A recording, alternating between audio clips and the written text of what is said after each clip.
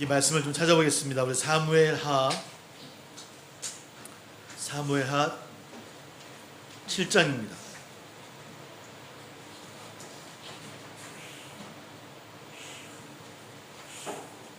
7장 1절부터 8절까지 9절까지 보겠습니다.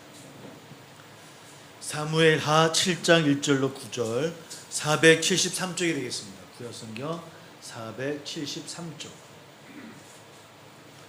사무엘하 7장 1절부터 9절까지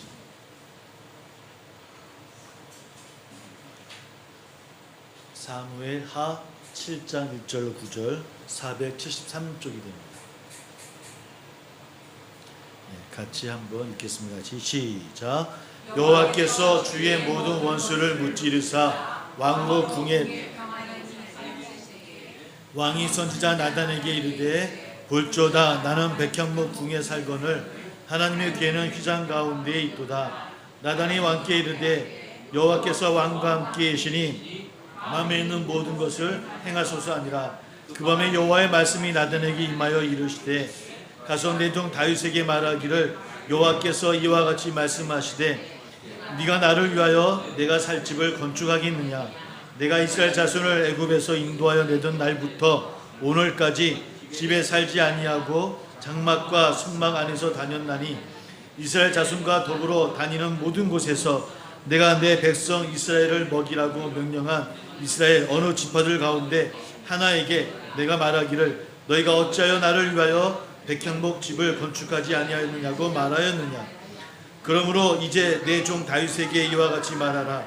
만군의 여호와께서 이와 같이 말씀하시기를 내가 너를 목자 않고 양을 따르는 데에서 데려다가 내 백성 이스라엘의 주권자로 삼고 네가 가는 모든 곳에서 내가 너와 함께 있어 내 모든 원수를 내 앞에서 멸하였은즉 땅에서 위대한 자들의 이름같이 내 이름을 위대하게 만들어 주리라. 아멘. 오늘 다윗의 이야기입니다. 이제 통일 왕국의 이제 왕이 되어졌습니다.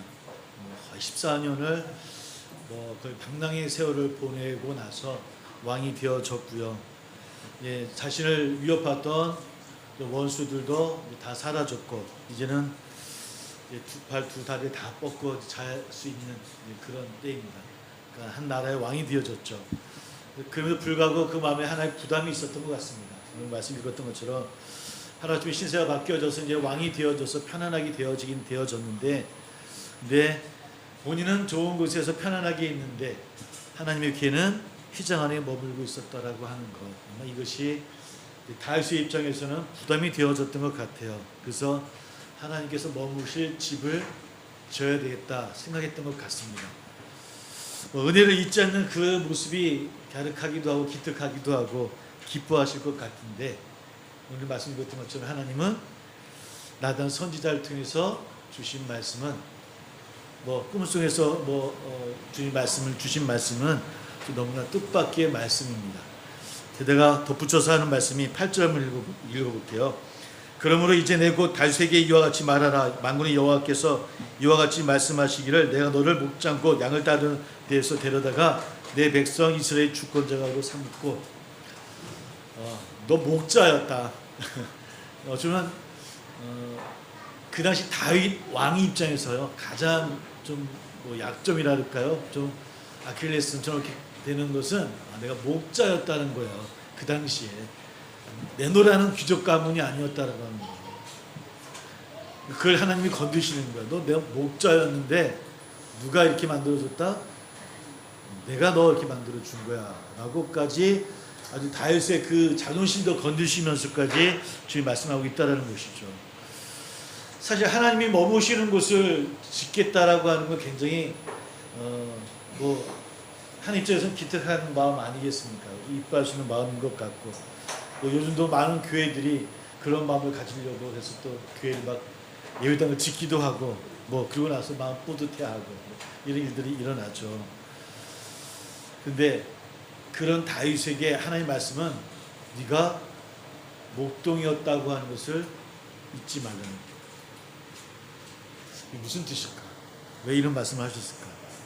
가장 치명적인 약점이고 출신 뭐 성분에 관한 그런 이야기를 뭐 누가 누구를 위하는 거야 이런 말씀일까요? 무슨 이야기일까? 왜 이런 얘기를 하셨을까요? 성경은 분명히 하나님 마음에 합한 사람이 누구라고 했습니까? 다윗이에요. 그는 하나님의 마음에 합한 사람이었다라고까지 기록했던 다윗인데 지금 하나님의 이 말씀은 지금 다윗은 하나님의 마음을 전혀 알지 못하고 있는 것 같아요. 누가 누구를 위한 것이냐. 이사야 55장 8절 이하를 보면 이런 말씀이 있습니다. 이는 내 생각이 너희 생각과 다르며 내 길은 너의 길과 다름이니라. 여호와의 말씀이니라. 이는 하늘이 땅보다 높은 같이 내 길은 너희 길보다 높고 내 생각은 너희 생각보다 높다라고 주님 말씀하셨던 거를 기억해 보면, 뭘 나중에 후에 말씀이긴 하지만 다윗의 생각과 하나님의 생각은 분명히 다른 것 같아요. 다른 것 같아요. 그러니까 하나님의 뜻, 아까 우리 아침에도 좀 저는 문장님 일찍 오셔서 하나님의 뜻에 대해서 잠깐 말씀을 나눴거든요. 하나님의 뜻을 우리가 어떻게 할까? 어떻게 하나님의 뜻이라고 자신에게 이야기할 수 있을까? 뭐 이런 얘기를 이렇게 나눴었는데 우리가 많은 경우에 우리가 하나님의 뜻을 안다라고 여길 때가 참 많은 것이 우리의 모습인 것 같아요. 다른 교회 이야기긴 하지만 죄송하긴 하지만 마이크가 안 나오나요? 예, 마이크 좀만 좀, 예. 괜찮습니까? 제가 빼고 하는 게 더 낫죠. 예,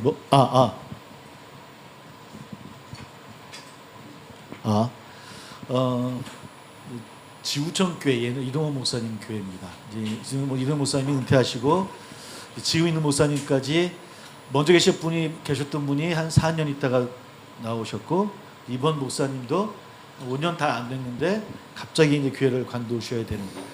예, 그 대체 무슨 이유가 있었을까라고 좀 알아봤더니 느헤미야 프로젝트라고 하는 아마 그 프로젝트가 있었던 것 같아요. 그게 뭐냐면 채플 예배당을 다시 짓는. 근데 그 담당을 누가 맡았냐면 이 담임 목사님이 아마 두 가지겠죠. 하나는 내가 해볼게요라고 맡을 수도 있었을 것이고, 담임 목사님이 가서 맡으세요라고 할 수도 있어. 여튼간에 그 느헤미야 프로젝트라는 그 채플 예배당을 짓는 것을 맡아서 하시게 되어졌는데 이분이 사임하게 된 이유를 알아보니까 그 느헤미야 프로젝트가 진척이 없다. 쉽게 해서 열매가 없다. 그러니까 앞으로 나가지 못한다. 빨리 지어야 되는데 이런 이유로 사임을 하게 되신 것 같아요. 그게 타에 의한지 자에 의한 건지는 정확히 모르겠어요. 근데 그 의미였던 것 같아요. 근데 그 프로젝트 이름은 느헤미야 프로젝트. 왜 느헤미야 프로젝트인지 아시겠죠, 그죠? 느헤미야가 그죠? 성전 다시 이렇게 복구하는 일을 했었으니까. 근데 그럼에도 불구하고 바벨론에 사실은 신하의 입장으로 느헤미야는 사실 이름 자체가 잘못됐어요. 왜냐하면 느헤미야는 그 당시에 유대 땅의 종교의 리더라고 한다면 에스라였고, 느헤미야는 그 바벨론에 어쩌면 신화적인 입장, 그런 입장에 와서 다시 와서 복귀가 된 거지 아직 완전한 이스라엘의 리더는 아니었었거든요. 그냥 그래, 너 성벽 다시 쌓아, 성전 다 재건해. 그래서 왕의 허락을 받아서 행하던 일이에요. 그러니까 사실은 그 당시 모든 제사나 모든 종교적인 의식을 진행하던 또 리더는 누구였냐면 에스라였거든요. 사실은 이름부터 잘못됐죠. 느헤미야. 왜 잘못됐냐면 진짜 그게 맞다고 한다면 누가 맡았어야 될까요? 느헤미야 프로젝트를. 운영위에서 맡든지 어떤 당에서 어떤 건축위원회를 꾸려서 건축위에서 맡든지 하셨어야 되는데 모든 책임이 누구에게 갔던 거예요? 그 담임 목사님 그분이 자의로 맡았는지도 모르겠어요. 저는 하여튼 이유는 그것이 진척이 없다 그래서 사임을 하게 되셨다는 거예요. 저는 오늘 갑자기 말씀을 보다가 갑자기 지금 일어나고 있는 이 사건을 이렇게 되돌아보면서 이만큼 우리의 생각과 우리의 모습들이 하나님의 뜻에 정말 맞는 그런 길을 우리가 걸어가고 있는가. 물론 다윗의 마음은 우리가 보기는 굉장히 가력하고 하나님께 받는 마음 같지만, 그러나 우리 너무나 하나님의 뜻과는 다른 길을 걸어가고 있는 것은 아닌가. 우리도 거룩하라 했으니 거룩한 존재라고 우리가 늘 노력하고, 어떨 때 난 거룩한 존재라고, 그래도 내가 세상 사람들보다는 거룩한 사람이야, 월등히 거룩해, 이런 교만 가운데 우리가 살아가고 있는 것은 아닌가. 그러다 보니까 나는 거룩하니까, 교회는 거룩하니까 세상은 뭐가 되는 거예요? 전혀 거룩하지 못한 존재들이 되어져 버린 것처럼 우리가 시선을 그렇게 세상을 바라보고 있는 것은 아닌가. 그러한 좀 고백들을 오늘 말씀 가운데서 하게 되어져요. 우리가 끊임없이 거룩한 존재가 되어져야 된다고 하는 어떤 뭐 강박이랄까요? 주님 말씀하셨으니까 우리가 그래야 된다는 그 강박을 뛰어넘어서 아니야, 나는 거룩해라고 하는 이 자의식이 강해져 버린 것은 아닐까. 그래서 세상의 그런 가치보다도, 가치는 무시한 채 우리가 갖고 있는 것이 더 옳다라고, 바른 것이다라고 우리가 너무 강하게 주장하며 살아가는 것이 우리 교회고 곧 나는 아닌가. 거룩하신 분은 누구만이요? 오직 하나님만이라고 하는 것을 우리가 놓치고 있는 것은 아닌가. 다윗이 오늘 그런 마음인 것 같아요. 다윗도 물론 왕이 되어졌고 이제 편안하게 되어지긴 했지만, 오늘 주님은 뭐라 말씀합니까? 내가 언제 나의 집을 지어달라 얘기했느냐. 나는 장막에서 성막에서 너희들이 다닐 때마다 너희와 함께 했다라고. 무슨 뜻입니까? 무슨 뜻입니까? 나는 너희 백성과 함께하는 사람이라는 거 아닙니까? 어딜 가든지 함께했던 존재고, 늘 함께 너희를 지켰던 존재라고. 어디 안에 갇혀있는 존재가 아니라고 하는 것을 오늘 다윗에게 이야기하고 있는 것은 아닌지, 아니면 다윗도 왕이 되어졌고 모든 것을 이제 자신의 뜻대로 통제할 수 있다라고 생각하는 마음이 그 안에 있어서 하나님이 그 다윗을 야단치고 있는 것은 아닌지. 사람은 그렇지 않습니까? 좀 커지면, 우리 옛날 왕들이 그러지 않았어요? 왕이 커지기 시작하면 뭐부터 시작합니까? 궁정부터 짓고 튼튼하게 짓고 막 이런 것처럼 다윗도 그랬을 것 같고, 우리도 그러지 않았을까? 우리도 그러하고 있는 것은 아닌가? 그래서 누구보다 높고 화려한 자리에 있으면 그것이 거룩한 것이라고 생각하고, 그것이 하나님이 기뻐하시는 일이라고 생각하는 오류 속에 우리는 좀 빠져 있는 것은 아닌가?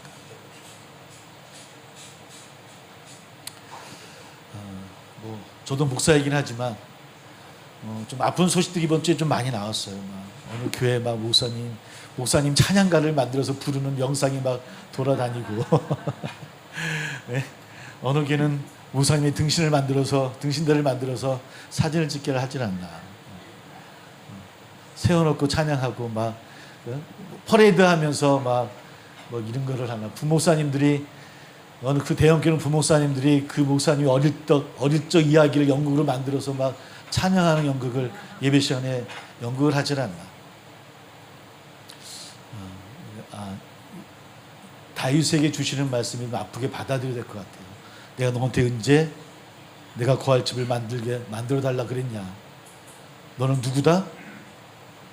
너는 목동이었잖냐? 너를 세운 것도 나고, 너희들을 인도하는 것도 나고, 은혜를 베푸는 것도 나고, 창조주도 나다. 그 주시는 하나님의 말씀이 오늘 좀 많이 때립니다. 어째 이렇게 얘기하지만 교회들에만 주시는 말씀은 아닙니다. 오늘 저 자신에게 우리에게도 똑같은 것 같아요. 언제부터 우리가 나는 거룩한 존재라는 나도 모르는 자의식 가운데, 그러다 보니까 다른 이는 아니다라고, 거룩하지 못하다라고 그렇게 평가절하해버리고, 그런 모습 속에서 나도 모르는 사이에 차별하고 이런 모습이 우리 가운데 있지는 아니한가. 이런 모습들을 한번 되돌아보면서 한 주간 또 시작되어집니다. 주님, 제가 목동이었습니다. 그렇게 하나님의 은혜를 다시 한번 충만하게 우리가 고백하면서 보낼 수 있는 이 한 주간 되어지시기를, 여름 시작되어졌습니다. 우리 건강하게 보내시는 성도 여러분 되기를 주의 이름 소망합니다. 네, 기도하겠습니다. 하나만 또 함께 기도하고 마칠게요. 그런 오늘 기도 제목도 마찬가지고 여름입니다. 우리 사랑하는 가정들, 아프신 분들이 있습니다. 우리 여름 잘 이겨낼 수 있도록, 또 여러 가지 어려움 속에 있는 가정이 몇 가정도 있어요. 말하지 못하는 가정들이 있는데 주님 아십니다. 주의 좋은 길로 인도해 달라고 기도해 주시고, 신앙적으로도 모든 성도님들이 더욱더 모이는 데 힘쓰고 그런 성도들 되게 해달라고 같이 한번 1, 2분 같이 기도하시고 마치겠습니다.